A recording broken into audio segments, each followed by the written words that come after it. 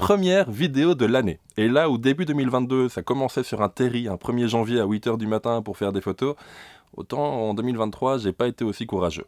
Bon, j'espère que vous m'en voudrez pas. De mon côté, je viens de passer 4 jours à Londres, de façon à vous tester le XH2, le XT5 et quelques optiques. Ça va arriver dans les prochaines vidéos.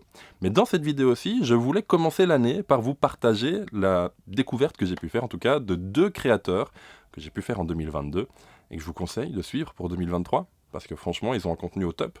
En tout cas, c'est le genre de contenu où, à chaque fois, ça me donne envie de sortir faire des photos. Donc c'est un contenu qui marche, en tout cas. Bref. Avant de vous conseiller ces 2 nouveaux créateurs que j'ai découverts, qui sont pas si nouveaux que ça, mais nouveaux dans le sens où moi je les ai découverts en 2022, j'aimerais vous parler rapidement du programme de ce début d'année sur cette chaîne YouTube-ci. Ça va être fortement axé matériel pendant janvier et février. J'ai pas mal d'optiques, pas mal de boîtiers, pas mal de filtres, d'accessoires à vous tester. Et donc il va falloir que je fasse ça assez rapidement jusque février quand même, parce que sinon les marques qui m'envoient le matériel vont légèrement gueuler. Voilà, on va se le dire. Donc il va y avoir du test du matériel en janvier et février. Mais à partir de février, j'aimerais énormément recommencer les tutoriels comme on faisait au début de la chaîne. Sauf qu'en fait, ces tutoriels, ils ont vieilli. Mal vieilli pour certains. Donc en fait, j'aimerais recommencer les tutoriels vraiment à partir du niveau 0, de façon à pouvoir vous proposer une nouvelle gamme de tutos un peu plus au goût du jour et avec de plus belles images que ce que j'ai pu vous présenter en 2016-2017. Ça commence à dater quand même. Bref, comme ça vous le savez, programme de cette année sur cette chaîne YouTube. On va parler matos pendant un mois et demi, et puis on va parler tutos. Et puis d'autres choses qui vont arriver, mais que je vous garde en surprise quand même. Bon. Les 2 créateurs que j'ai découverts.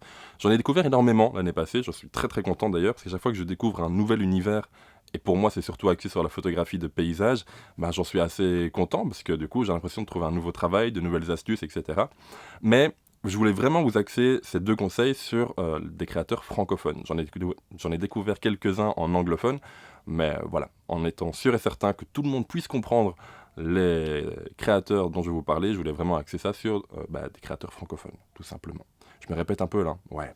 Bon, premier créateur que j'ai découvert, mais cette fois en plus en vrai, on a pu se rencontrer au salon de la photo à Paris, il était sur le stand de Nizi, c'est Nocab. Je pense que ça se prononce comme ça, N-O-H-C-A-B. Sur sa chaîne YouTube, on va retrouver énormément de vidéos autour de la photographie de paysage, que ce soit du test de matériel, des sorties photos, de temps à autre un tutoriel. C'est vraiment super intéressant à regarder. Il me semble, si je dis pas de bêtises, qu'il est actif dans la Côte d'Opale. En tout cas, il me semble que ses photos sont prises dans cette région-là. J'imagine qu'il passera dans les commentaires pour me rectifier si jamais je dis une bêtise. Mais soit c'est vraiment en tout cas, personnellement, un univers que j'ai pas l'habitude de voir. Même si c'est pas super loin de chez moi, c'est à 2-3 heures de route, il me semble.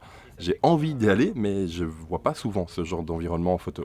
Donc, c'est vraiment très motivant, très ressourçant de pouvoir voir ça. D'autant plus qu'au travers de ces sorties photos, il va vraiment donner des astuces que tout le monde peut utiliser. Il ne faut pas avoir fait 10 ans ou 15 ans de photographie pour comprendre ce qu'il dit. Donc c'est vraiment très terre à terre, très pratique à utiliser. Enfin, très pratique à comprendre en tout cas, et c'est pareil sur son Instagram. Alors sur Instagram, il va donner quelques conseils, que ce soit au travers de vidéos, de posts, de stories, où on va retrouver quelques conseils un peu plus rapides, Instagram oblige, tandis que sur YouTube, on va retrouver des vidéos des fois de 10 voire 15 minutes, où il va prendre plus le temps d'expliquer les choses, et c'est un rythme qui fait du bien. Là, on a l'habitude d'avoir un rythme très cuté, très rapide, très nerveux sur YouTube. C'est le genre de créateur qui fait du bien, où on ne se sent pas comme après un shot de caféine quand on a vu une de ses vidéos. Bref, je vous conseille d'aller le suivre. Tous les liens seront en description, les liens Instagram, le lien de la vidéo que je vous conseille qui est photographier un lever de soleil, et évidemment le lien de sa chaîne YouTube. Tout sera en description et ce sera pareil pour le second créateur. Le second créateur dont j'aimerais vous parler, c'est Olivier Roch. Olivier, on ne s'est jamais parlé, on ne s'est jamais rencontré, je ne pense même pas qu'on se soit déjà envoyé un message. Mais c'est un créateur que j'ai découvert lorsque je cherchais des formations en ligne. En 2023, j'aimerais faire des formations en ligne, en tout cas pas en donner, mais en recevoir, assister à des formations. Et donc j'ai découvert son travail par ce biais-là, et j'ai découvert sa chaîne YouTube et son compte Instagram également. Sur sa chaîne YouTube, tu vas trouver énormément de tutoriels Lightroom et Photoshop. Énormément, il me semble que c'est un par semaine d'ailleurs. Moi personnellement, je regarde plus facilement des tutoriels Lightroom que Photoshop parce que j'utilise plus facilement Lightroom que Photoshop. Néanmoins, quand j'ai regardé quelques tutos sur Photoshop, j'avais quand même bien envie d'ouvrir le programme et de me lancer là-dedans. Ce qui prouve que non seulement c'est très instructif, mais en plus ça donne l'envie de le faire, ça motive à le faire. Et de nouveau, comme sur la première chaîne que je vous conseille, celle de Nocab, lorsqu'une vidéo me motive à créer, c'est pour moi une vidéo réussie. Bref, Olivier Roch, on trouve énormément de tutoriels très compréhensibles pour tous les niveaux. sincèrement, et ça donne envie de se lancer dans des développements qui sont des fois un peu plus osés que d'habitude. Sur sa chaîne YouTube, on va également trouver quelques interviews d'autres photographes. Il y en a une que je vous conseille et dont je mettrai le lien en description, c'est l'interview de Daniel Cheang, qui est un photographe que j'aime énormément. Si vous aimez la photo de ville, allez également suivre son travail. Mais donc voilà, sur la chaîne d'Olivier Roch, on va trouver quelques interviews par-ci par-là, mais surtout beaucoup de tutoriels qui sont très bien expliqués, très simples à comprendre et qui vont vous donner envie de tester des nouvelles choses. Bref, 2 créateurs à retenir dans cette vidéo. Nocab, pour vraiment le test de matériel, la sortie photo en photographie de paysage, tant sur YouTube que sur Instagram. Et pareil pour Olivier Roch sur YouTube et sur Instagram. Du tutoriel à foison sur Lightroom et sur Photoshop.